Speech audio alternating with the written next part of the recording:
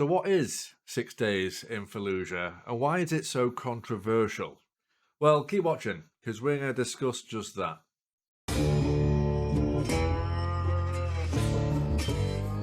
Right guys, let's get the awkward bit out of the way first, shall we? So I'm Break, welcome to the channel. If you like what I'm throwing out there, then please give it a thumbs up and consider subscribing because, you know, it's free, so why wouldn't you? Let's get on with it, shall we? So today we're talking about a game that's had a lot of shit thrown at it recently and previously, but we're talking most recently, and that game is 6 Days in Fallujah. Now, 6 Days in Fallujah is an up-and-coming tactical first-person shooter, and it's being developed by Highwire Games and published by a company called Victura. Now, remember that name. It is slated to be one of the first video games to focus directly on the war in Iraq. The game's plot will follow a squad of US Marines fighting in the Second Battle of Fallujah over 6 days in 2004. Now, the game has been in the works since before 2009. I know, it's been a long time. I've had a lot of sleep since then. And it was originally going to be developed by Konami, believe it or not.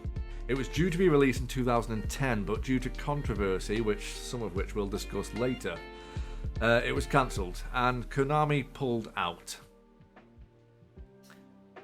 That's what she said.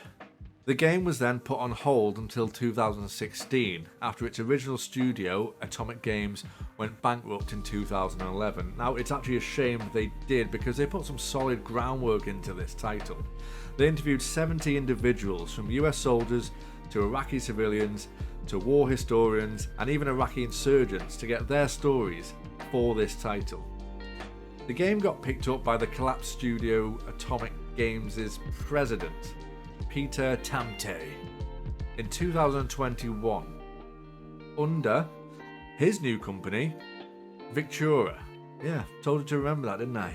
And that Highwire will be the developers of it now. Highwire Games is actually led by many of the people who co-invented the original Halo and Destiny games. So we know there's quality in that studio, that's for sure. And it'll be interesting to see what they do with a title like this. Peter said that the revised version will feature commentary from Marines and civilians, as well as 2 playable campaigns. One will be from the US soldier's perspective, and one will be from an Iraqi patriarch and his family trying to leave the war zone. So there's 2 stories that we'll be able to play there, and I think they're both going to be quite interesting in their own ways. The game was delayed until 2022 as the developer said they need more time, more resources and more manpower to deliver its intended purpose, and I believe they have already doubled their manpower now. If you go to the website for the game, which I'll link down below, it states, and it's quoted, that it is a first-person tactical shooter that recreates true stories of Marines, soldiers and Iraqi civilians during the toughest urban battle since 1968. So let's have a look at some of the gameplay. Now, this is taken from IGN's YouTube channel, and I'll link the video in the description down below, and it's from March last year.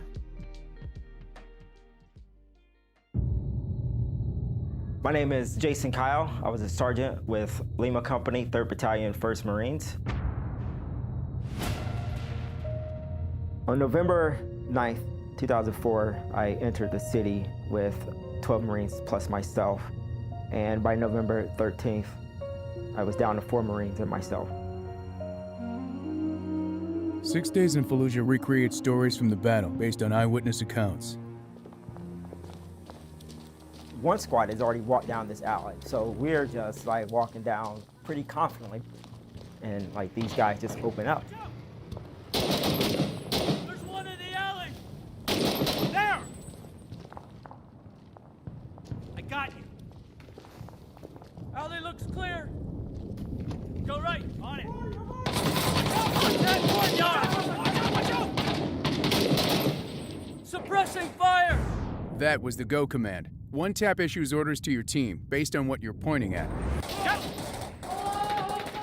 Pin enemies in place with suppressive fire while you flank.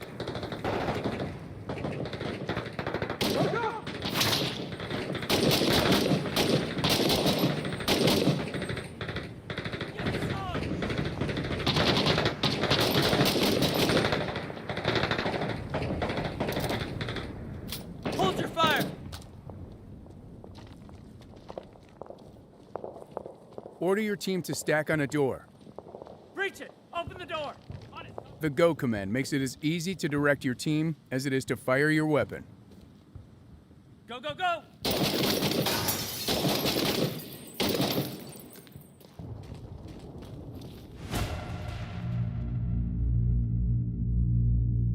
The person who goes in first is never wrong.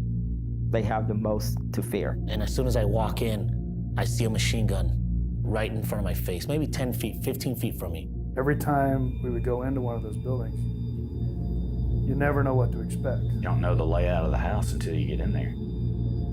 And then you still don't know it until you go all the way through it.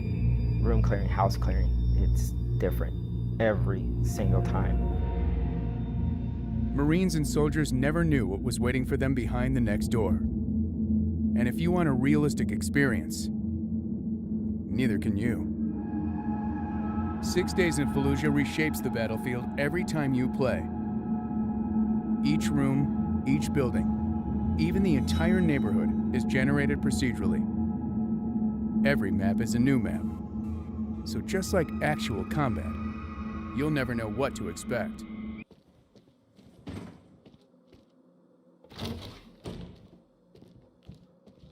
Good here? Come with me. Good. Keep a lookout. Right. What's that?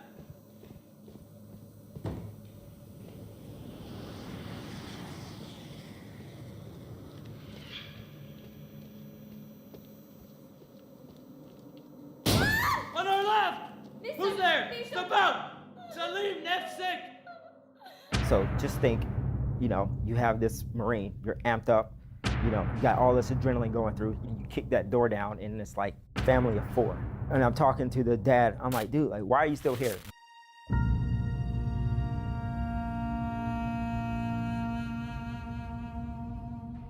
As you saw in the footage there, the game has procedurally generated architecture. This basically means that each time you play, the maps will be different. Now, this makes us as the players rely on our instincts, and our approach to each mission will have to be aired with a little bit of caution. This footage is obviously from a year ago, so I've no doubts there will be changes before the release.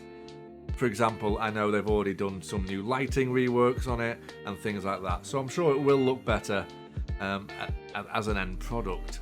The release is set for this year, however there is no confirmed date as of yet. Now on to the controversy. Yeah, we did mention this earlier. Now it all sounds and looks pretty fucking tasty, but unfortunately it's tasty enough for controversy. So when the game was revived in 2021, it drew widespread criticism, with a number of people asking for it to be cancelled or denied a license to be made. They believe that by making this game, it's exploiting and benefiting from war crimes. Now I do see both sides. As an ex-serviceman myself who has been to Iraq, I'm actually all for this game to be released. I believe the developers' aim here is to tell a story, and not just solely for financial gain. I also believe that most young adults and children these days couldn't actually give 2 fucks about learning about history. And games these days are more than just a mindless point-and-shoot waste of time. I think gaming has shown us in the past that people can learn, people can laugh, people can cry, and people can tell a story. So why not let the people that were in these real-life situations tell theirs? I know people want the world to be all rainbows and butterflies, but the truth is, it's not.